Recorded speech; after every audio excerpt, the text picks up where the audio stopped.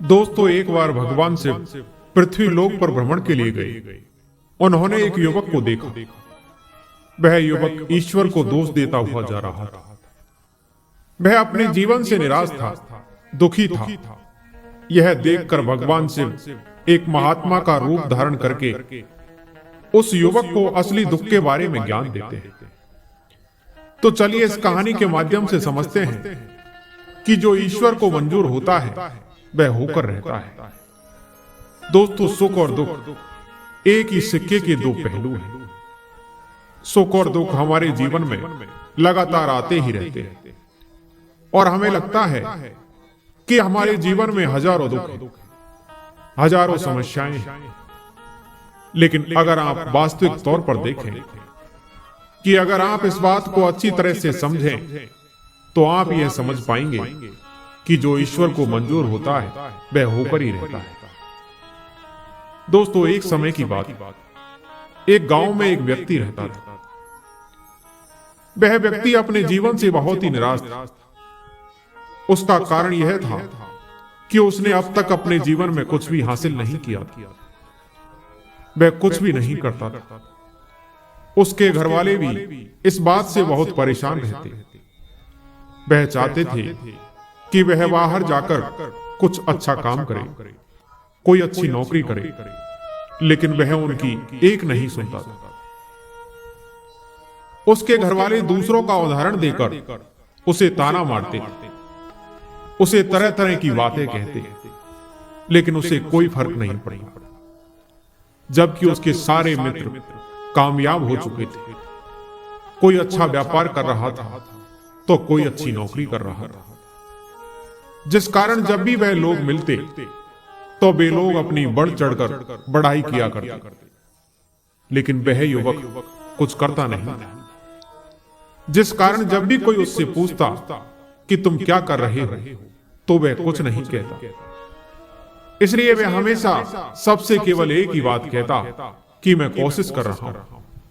लेकिन उसकी कोशिशों का कोई भी फल किसी को नजर नहीं आ रहा था। देखते ही देखते अब ऐसा समय आ चुका था कि वह सभी से मुंह छुपाता रहता ताकि उससे कोई यह ना पूछ ले कि तुम क्या करते हो, जिस कारण वह कभी किसी के सामने भी नहीं आता था। धीरे धीरे उसका मन दुखी होने लगा। अब वह बहुत निराश रहने लगा था, मानो वह इस धरती पर बोझ है, जिस कारण वह अपने आप को बहुत ही अकेला महसूस करता। एक दिन तो उसके मन में यह भी विचार उत्पन्न होने लगे कि मेरे हाथों में कुछ नहीं है तो मैं क्या कर सकता हूं। अकेले बैठकर वह रोता रहा और भगवान को दोष देता रहा। एक दिन छुपता छुपाता हुआ घर से निकलकर कहीं जा रहा था। तभी रास्ते में उसने देखा कि एक महात्मा जी लोगों को प्रवचन दे रहे और प्रवचन में वे दुख की बातें कर रहे हैं। वह युवक अपना मुंह छुपाकर वहीं पर खड़ा हो गया ताकि उसे कोई देख ना ले और चुपचाप उन महात्मा जी की बातें सुन रहा था। महात्मा जी सभी को प्रवचन में कह रहे थे कि दुख हमारा सबसे बड़ा साथी है। हमें दुख अपने जीवन के बारे में समझाता है और हमें सही जीने का तरीका बताता है। यह हमारे गुरु की तरह है जिससे हमें सीखना चाहिए। आप चाहें तो अपने जीवन में अपने दुखों का अपना गुरु बना सकते हैं और उससे सीख सकते हैं, या फिर आप चाहें तो अपने दुखों पर बैठकर रो सकते हैं। लेकिन इससे आपको कोई लाभ नहीं मिलेगा, बल्कि आप दिन ब दिन और कमजोर होते जाएंगे, निराश होते जाएंगे। वह युवक छुप छुप कर उन महात्मा जी की बातें सुन रहा था। जैसे ही उपदेश खत्म हुआ, वह युवक उन महात्मा जी के पास पहुंचा और कहने लगा कि महात्मा जी, अभी आप कुछ देर पहले दुख को गुरु बता रहे थे। आप कह रहे थे कि दुखों से हमें सीखना चाहिए, हमें उन्हें अपना गुरु बनाना चाहिए। लेकिन मैं भी तो अपने दुखों से परेशान हूं। मैं अपने जीवन से परेशान हूं। मैंने अब तक जो दुख झेले हैं, मुझे तो कभी ऐसा प्रतीत नहीं हुआ कि मेरे दुख मुझे कुछ सिखा रहे हैं। बल्कि मुझे तो हमेशा यही लगता है कि वह मुझे पीड़ा दे रही, तकलीफें दे रही, पर दुख की पीड़ा बहुत ही भयंकर होती। ऐसा लगता है कि अब इसके बाद हमारा जीवन समाप्त हो जाएगा, इसके बाद हमें कुछ नहीं मिलने वाला, और यहां तक कि हमें मृत्यु भी उसके सामने कम लगने लगती। उस युवक की बातों को सुनकर महात्मा जी कहते हैं, बेटा तुम्हें क्या दुख है और तुम दुख के बारे में ऐसी बातें क्यों कर रहे हो? उस युवक ने अपने ऊपर बीती हुई सारी बातें उन महात्मा जी को बताई और कहने लगा कि हे महात्मा जी, क्या आपके पास मेरे दुखों का कोई समाधान है? उस युवक की बातें सुनकर महात्मा जी मुस्कुराए और कहने लगे, बेटा मैं तुम्हें एक कहानी सुनाता हूं, तुम इसे ध्यान से सुनो। महात्मा जी उस युवक से कहते हैं, बेटा एक समय एक राज्य पर एक राजा का राज्य हुआ करता था। वह बहुत ही दयालु स्वभाव के राजा था। जो कोई भी राजा के दरबार में फरियाद लेकर आता, वह मुंह मांगी मुराद पाता। उसके बारे में यह बात मैसूर थी कि उनके दरवाजे पर आने वाला कोई भी आदमी खाली हाथ वापस नहीं जाता। एक दिन राजा के दरबार में एक आदमी आया। उसने राजा को प्रणाम किया और कहने लगा कि राजन, मैंने सुना है कि जो भी फरियादी आपके दरवाजे में आता है वह खाली हाथ वापस नहीं लौटता। अगर ऐसा है तो क्या मुझे 3 दिन आपके सिंहासन पर बैठने का मौका दिया जाए? आप महल में जाकर आराम कीजिए और मैं आपके सिंहासन पर बैठकर राज्य चलाऊंगा। उस व्यक्ति की बात को सुनकर राजा राजगद्दी से नीचे उतर आए और राजा ने अपने दरबार में मौजूद सभी मंत्रियों और दरबारियों को आदेश दिया कि आज से 3 दिन तक सभी लोग इस आदमी के आदेश का पालन करेंगे। यह कहते हुए राजा ने उस आदमी को अपने सिंहासन पर बिठा दिया और खुद अपने महल में चला गया। वह आदमी 3 दिन तक राजगद्दी पर बैठा रहा और पूरे राज्य पर शासन चलाता रहा। 3 दिन बीत जाने पर चौथे दिन राजा ने उस व्यक्ति के पास आया और कहने लगा, भाई अब तुम 3 दिन तक इस गद्दी पर बैठ चुके हो, अब राजगद्दी से उतर जाओ और अपना रास्ता लो। राजा की बात सुनकर वह आदमी कहने लगा कि राजन, पहले तो मैं इस इरादे से आया कि राजा की दानवीरता लो, दानवीरता की परीक्षा लो। सच में मैंने जैसा आपके बारे में सुना था उससे बढ़कर मैंने आपके बारे में पाया है। अब 3 दिन तक इस राजगद्दी पर बैठने के बाद अब मेरा इरादा बदल चुका है। इस राजगद्दी से उतरने का मेरा दिल नहीं चाहता। आपको सारी दुनिया ईश्वर का अवतार कहती है। मैं आपसे प्रार्थना करता हूं कि यह राजगद्दी और राजपाट ईश्वर के नाम पर मुझे दान में दे दीजिए। राजा ने जब उसकी बात सुनी तो मुस्कुराते हुए कहने लगे कि लो भाई, यह राजगद्दी और यह राजपाट आज से तुम्हारा हो गया। अब तुम ही इसे संभालो, मैं चलता हूं। यह कहकर राजा अपने महल में वापस आ गए। उन्होंने अपने रानी को सारी बात बताई। रानी भी राजा की तरह बहुत ही नेक दिल इंसान थी। रानी ने शिकायत का एक शब्द भी अपनी जुबान पर नहीं आने दिया। राजा और रानी अपने दोनों बेटों को लेकर महल से बाहर निकल पड़े। जाने से पहले उन्होंने अपने राजसी वस्त्र उतार दिए और साधारण वस्त्र पहन लिए। राजा को ईश्वर पर बड़ा ही विश्वास था। वे मन ही मन में सोचने लगे कि लगता है कि ईश्वर ने मेरे लिए कुछ और ही सोच रखा है। राजा अपनी पत्नी और दोनों बेटों को लेकर सफर पर रवाना हो गए। अब राजा सोचते हुए जा रहे थे कि कल तक मेरी सवारी के लिए सैकड़ों हाथी और घोड़े मौजूद रहते थे, आज पैदल चलना पड़ रहा है। रोज मेरे सामने सैकड़ों लोग खड़े रहते थे और आज कोई हालचाल पूछने वाला भी नहीं। लेकिन राजा ने ऐसी हालत में भी शिकायत का एक शब्द अपनी जुबान पर नहीं लाया। वहां से राजा पैदल सफर करते करते आगे बढ़े। कभी कभी कुछ खाने को मिल जाता तो कभी भूखे ही रहना पड़ता, मगर इस पर भी उसने परमात्मा पर पूरा भरोसा रखा और हमेशा परमात्मा का धन्यवाद करता रहा। कुछ दिनों तक इसी तरह पैदल सफर करने के बाद वे एक नगर में पहुंचे और एक विश्राम गृह में जाकर ठहरे। नगर के बाहर ही एक सौदागर का काफिला ठहरा हुआ था। सौदागर अपने घोड़े पर सवार होकर नगर की सैर करता हुआ उस विश्राम गृह की तरफ आ पहुंचा, जिसमें राजा और राजा का परिवार ठहरा हुआ था। सौदागर की नजर जब रानी पर पड़ी तो उसे देखते ही उसने समझ लिया कि यह औरत किसी ऊंचे खानदान की है। वह सौदागर मन ही मन रानी के रूप को देखकर रानी पर मोहित हो चुका था और उसने उस रानी से विवाह करने का इरादा कर लिया। वह मन में कुछ सोचकर राजा के पास पहुंचा। सौदागर राजा से कहने लगा कि हुजूर, मैं एक व्यापारी हूं। मेरा काफिला इस नगर के बाहर ठहरा हुआ है। मेरी पत्नी को बच्चा होने वाला है और इस समय कोई ऐसा नहीं है जो उसकी देखभाल कर सके। मुझे आप एक बहुत ही नेक दिल इंसान मालूम पड़ते हो। क्या आप अपनी पत्नी को एक दिन के लिए मेरे साथ भेज सकते हो?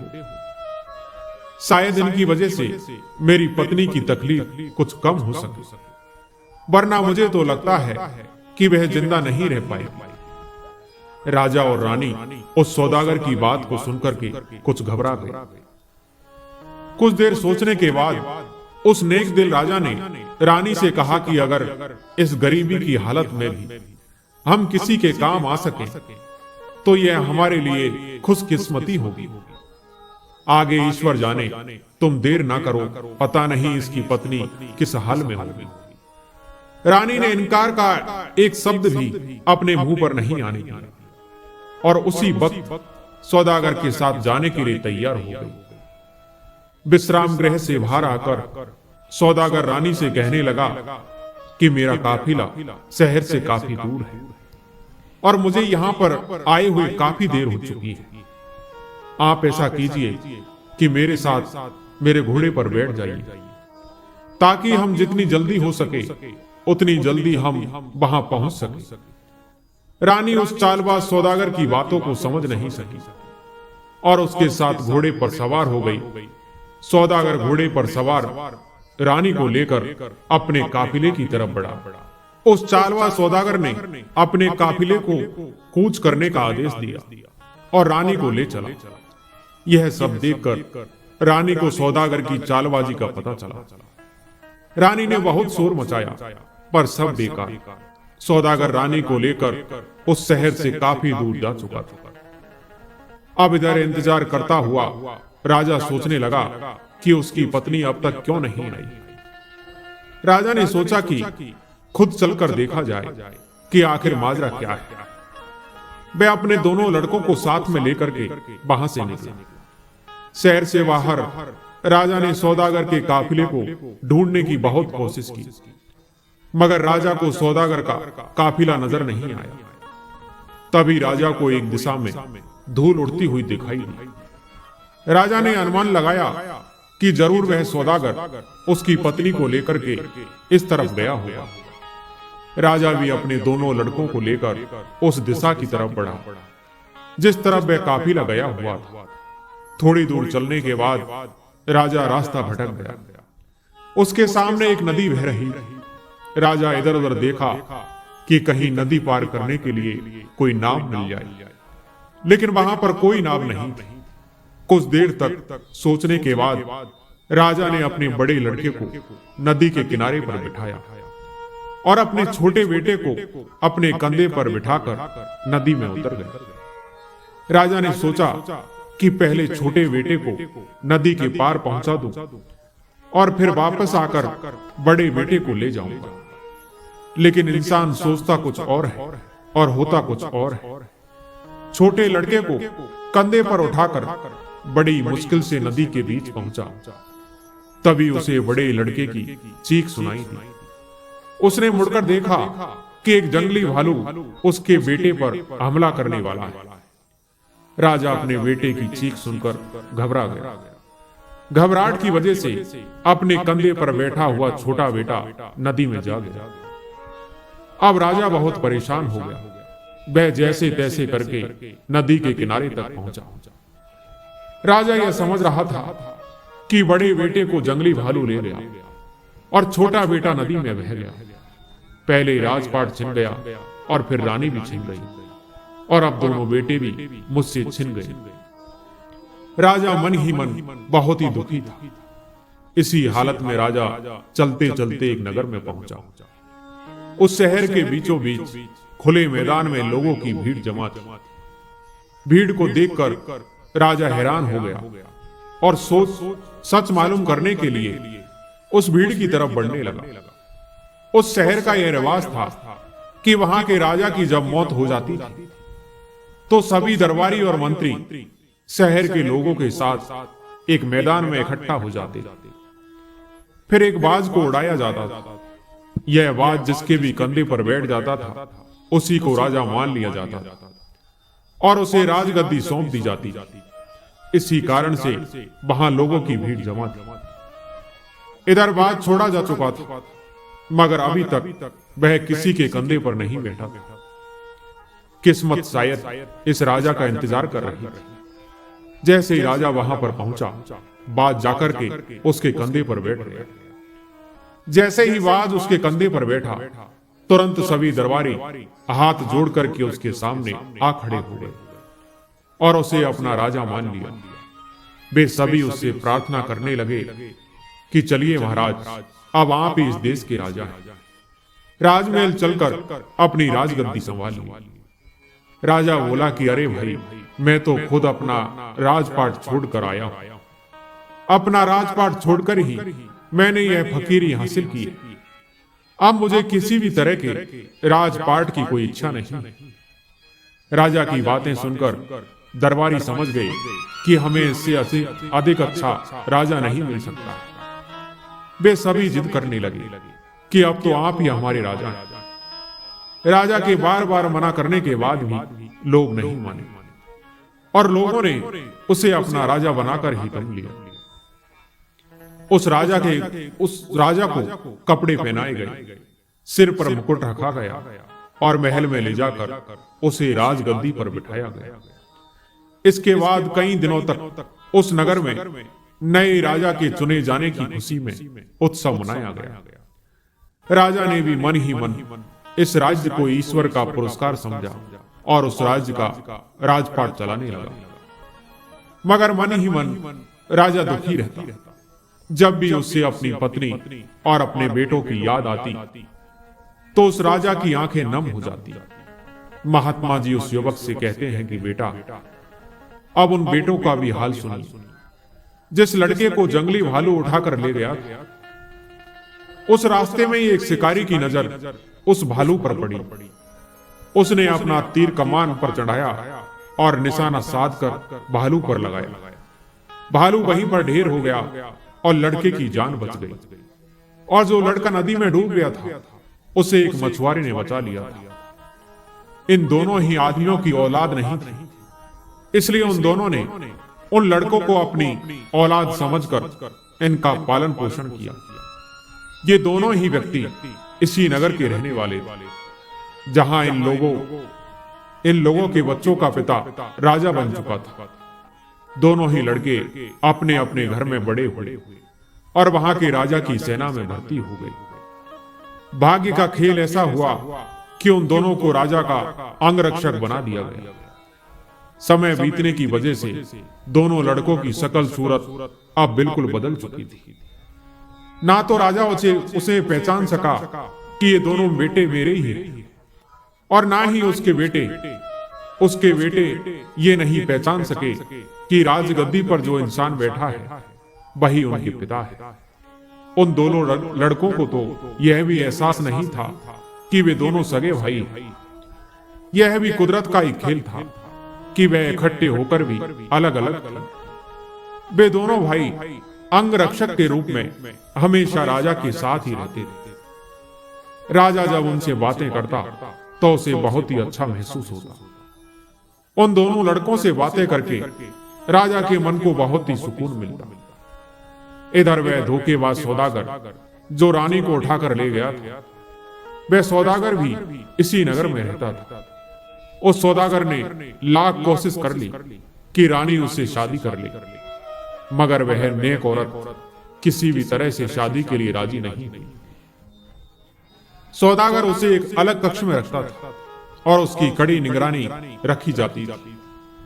इस सौदागर का पहले राजा के दरबार में अक्सर आना जाना रहता था। सारे दरबारी और मंत्री इस सौदागर को अच्छी तरह से पहचानते थे। जब सौदागर को पता लगा कि पुराने राजा की मौत हो चुकी है, तो सौदागर को बहुत दुख हुआ। लेकिन मंत्रियों ने उसे बताया कि नया राजा पहले वाले राजा से भी ज्यादा नेक दिल और न्यायप्रिय है। यह सुनकर सौदागर ने मंत्री के हाथों कुछ कीमती तोहफे भिजवाए और फिर खुद भी राजा से मिलने के लिए पहुंच गया। अब उस राजा ने उसे नहीं पहचाना कि यह वही धोखेबाज आदमी है जो मेरी रानी को लेकर भागा था, और सौदागर भी यह नहीं जानता था कि यह राजा वही आदमी है जिसकी रानी को मैंने बंदी बनाकर रखा है। राजा ने सौदागर की खूब मेहमान नवाजी की। वह सौदागर कई राज्यों की यात्रा कर चुका था। राजा सौदागर से उन राज्यों के बारे में पूछता और सौदागर उससे अपने सफर के किस्से सुनाता। एक दिन सौदागर और राजा काफी देर तक बातें कर रहे थे। इधर शाम ढल चुकी थी। तब राजा ने सौदागर से कहा कि आज की शाम तुम यहीं पर रुक जाओ, मुझे व्यापार के मामले में तुमसे कुछ जरूरी बातें करनी है। सौदागर उस रात महल में रुक तो गया, मगर वह कुछ परेशान सा नजर आ रहा था। राजा ने सौदागर से अपनी परेशानी का कारण पूछा। सौदागर कहने लगा, महाराज, मेरी पत्नी पागल हो गई। उसकी देखभाल मुझे खुद करनी पड़ती है।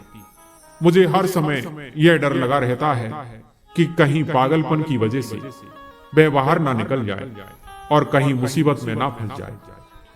सौदागर की बात सुनकर राजा ने कहा कि तुम अपनी पत्नी की चिंता मत करो, उसकी देखभाल का बंदोबस्त हम कर देंगे। राजा ने अपने दोनों अंगरक्षकों को सौदागर के यहां जाकर उस औरत का पहरा देने का आदेश दिया जहां सौदागर की पत्नी यानी कि रानी को रखा गया था।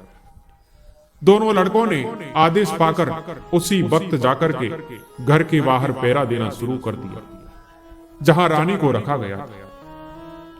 दोनों ने राजा का आदेश पाकर रानी का पहरा देना शुरू कर दिया।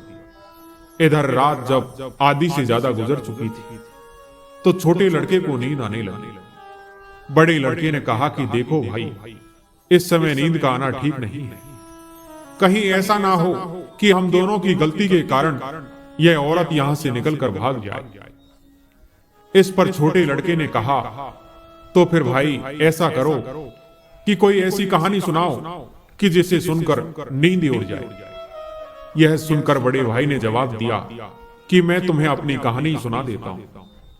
अगर गौर से सुनोगे तो नींद तो क्या तुम्हारी भूख प्यास तक उड़ जाएगी। यह कहने के बाद उसने कहानी सुनाना शुरू की कि भाई, मैं एक राजा का बेटा हूं। मेरे पिता की न्यायप्रियता और दयालुता की दूर दूर तक चर्चा थी। लोग उन्हें ईश्वर का अवतार मानते थे। उन्होंने अपना राजपाट ईश्वर के नाम पर एक आदमी को दान में दे दिया और फिर मेरी माँ और मेरे भाई को साथ में लेकर सफर पर रवाना हो गए।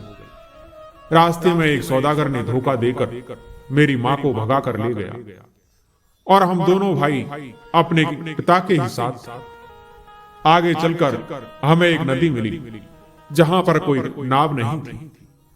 मेरे पिता ने मुझे किनारे पर बिठाया और छोटे भाई को कंधे पर बिठाकर नदी के पार लेकर चले दिए। अभी वे नदी के बीचों बीच ही पहुंचे थे कि तभी मुझे एक जंगली भालू ने पकड़ लिया। मेरे चीखने चिल्लाने से मेरे पिता घबराए और छोटा भाई उनके कंधे से नदी में गिर गया।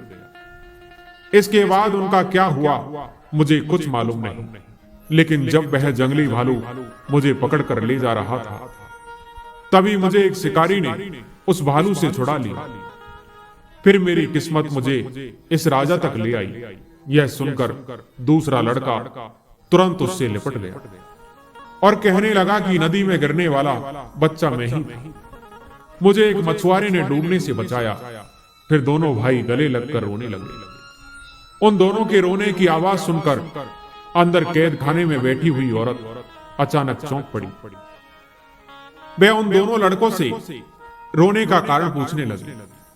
दोनों लड़कों ने जब सारी कहानी उस औरत को बताई तो वह कहने लगी कि मेरे बच्चों, तुम अपनी मां को नहीं पहचान सके।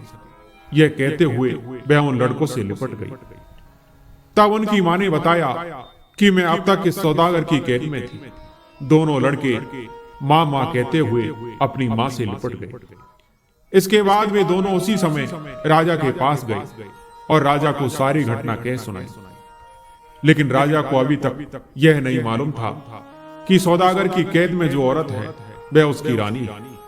लेकिन राजा को यह मालूम हुआ कि वह औरत इन दोनों लड़कों की मां है। राजा ने निश्चय किया कि वह अभी इसी वक्त सारे मामले का दूध और पानी का पानी कर देगा। राजा ने उसी समय उस औरत को लाने के लिए सैनिकों को भेजा।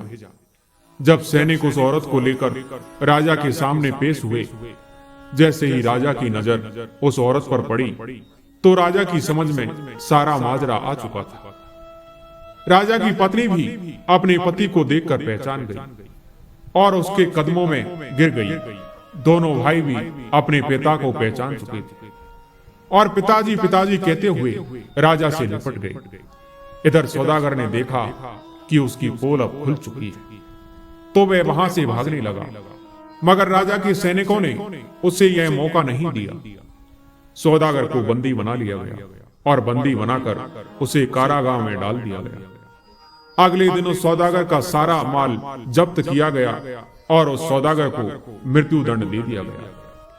महात्मा जी उस युवक से कहते हैं, बेटा, अब उस आदमी का भी हाल सुनिए जिसने राजा से दान में राजपाट हासिल किया था। राजपाट मिलने के बाद में वह व्यक्ति मन चला और निर्दयी हो गया था। अपने खजाने को भरने के लिए उसने प्रजा पर कई तरह के कर लगा दिए। बेचारी गरीब प्रजा उसके जुल्मों से परेशान हो गई। सभी दरबारी और मंत्री भी उस राजा से परेशान हो चुके थे।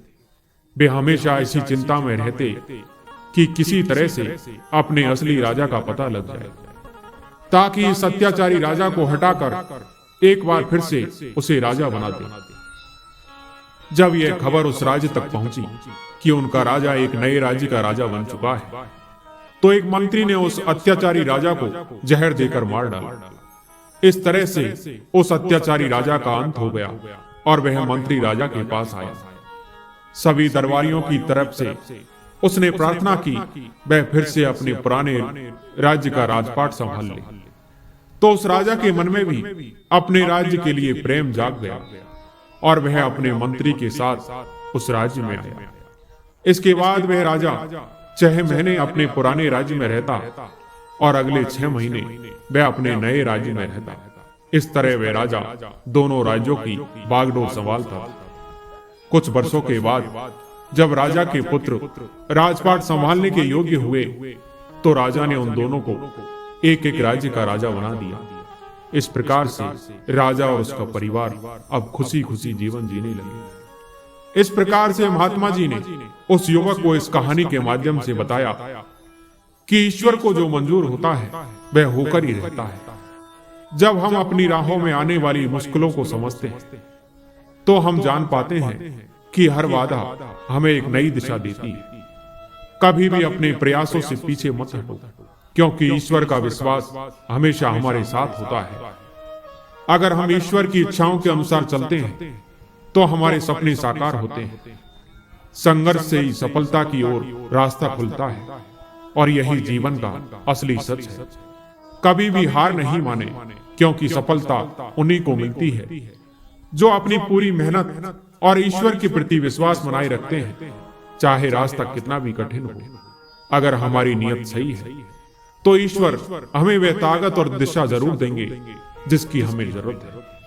दोस्तों, आज की कहानी यहीं समाप्त होती है। मैं उम्मीद करता हूं कि ये कहानी आपको जरूर पसंद आई होगी। कहानी पसंद आई हो तो हमारे वीडियो को लाइक और सब्सक्राइब जरूर करें। धन्यवाद।